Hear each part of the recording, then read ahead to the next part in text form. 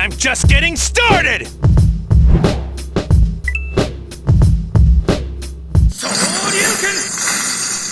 What's up, gamers? It's the True Game Nerd here again.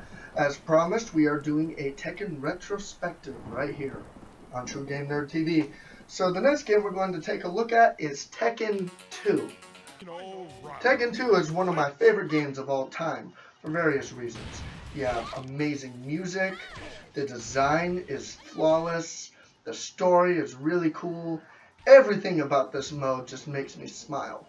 The funny thing about this game is the port from the PlayStation and the arcade are nearly identical. But the cool thing about this version of the game, you have the option of remixing the arcade intro, which is specific to Tekken 2 on the PlayStation.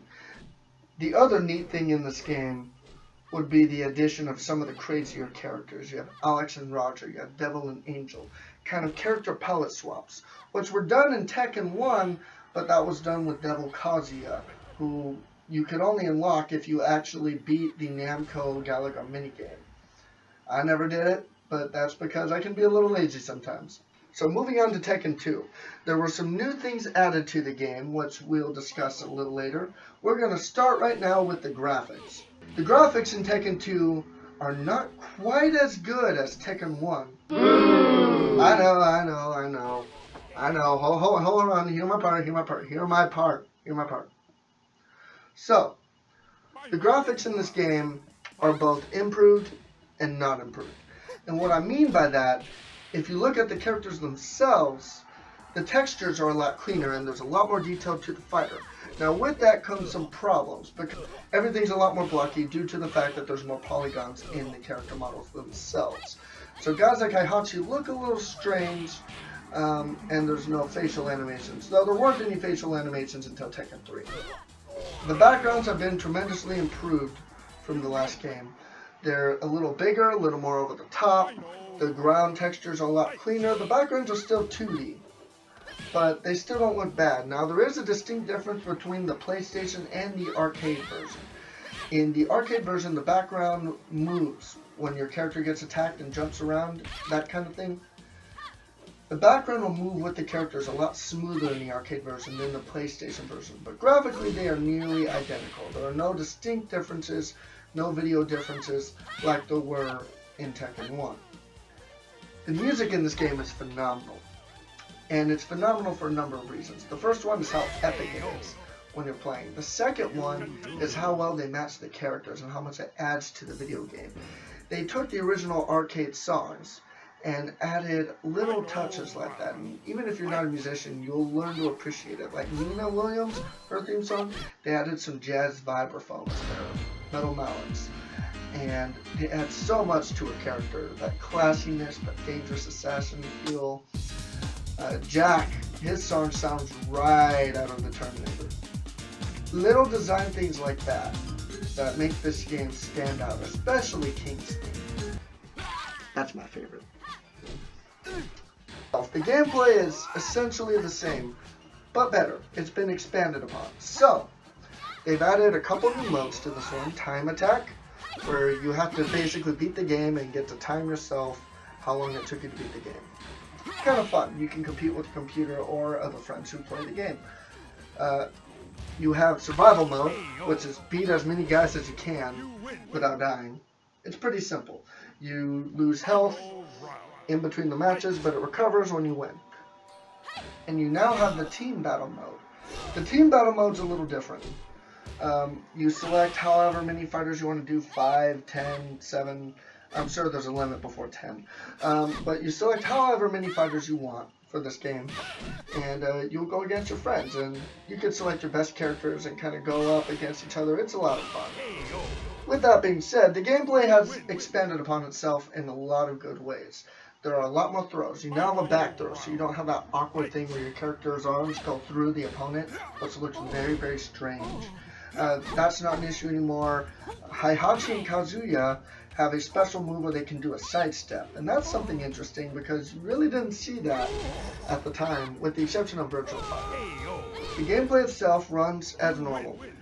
You fight through everybody. You now get a special sub-boss with a special stage. Now, the interesting thing about these special stages is they use the music from the last game in most of the special bosses, which is different because the arcade version used the same song for every boss. Used the same song for every boss. Now, in this game, you'll fight all the way through it, and you'll get to Kazuya, then you'll get to the Devil or Angel version, depending on what character you're selecting. Now, I do have some beefs with Kazuya because he's incredibly cheap. He will block everything you do, and then he'll laser beam you, and then you lose. And then you break things, and everyone cries, and your mom cries, and your girlfriend cries, and whoever else cries, and nobody's happy. Doesn't mean that's not bad. However, I can openly admit to playing Devil Kazuya and resorting to ducking and kicking the entire match. Now, that being said, this game does a much better job on the endings itself. So the endings look smoother, they're cleaner, they all have their own unique soundtrack, and they're a little longer. And it makes the game that much more rewarding when you see how it ends. I won't spoil any of the endings, but let's just say Devil, Kazuya, and Angel, a couple other guys, their endings are pretty epic. You will want to play through and see that ending. Now, that being said, I normally don't have this category, but I'm going to throw it in for the Tekken series because it's a big thing. We're going to talk about the design. The design is really why this game is my favorite, because it gives it such a unique feel. It feels very Japanese without getting weird. And I don't know if you know what I mean by weird, but all you would have to do is play Dead or Alive, and I think you would understand what I mean by a little strange. This game takes all the Japanese culture and the music, the voices, puts it in one, nails it. The design for Yoshimitsu is super cool. Jack is super cool. All the characters look super cool. I love their stages. I love the music. The way that they do the menu and everything. If you beat the game with every character, you'll get a special Kazuya menu. And the loading screens will change right before you play Kazuya or Devil. Little touches like that make it so unique, especially when you look at Devil Stage, where it's just a mirror. This game just excels in every type of design. It may not be the best gameplay-wise. It is certainly one of the best Tekkens I've played from a design standpoint. Certainly a game that can be compared to Mortal Kombat from a design standpoint. And I don't mean from the way the characters look or act. I mean from the level of detail. So, Tekken 2, obviously one of my favorites in the series. I love the design. The graphics have improved. At the same time, not improved as much. The sound is phenomenal. The gameplay is phenomenal. So let's look at the positives and the negatives. The positives, character design, phenomenal. Music design is fantastic. Gameplay has been dramatically improved. The cinematics are definitely worth watching. On the negatives, the graphics haven't aged too well, but it was 1996. So this is one of my favorite Tekkens in the series, and although bits and pieces of it haven't aged as well, it still will remain as one of my favorite Tekken games of all time, 9.5 out of 10.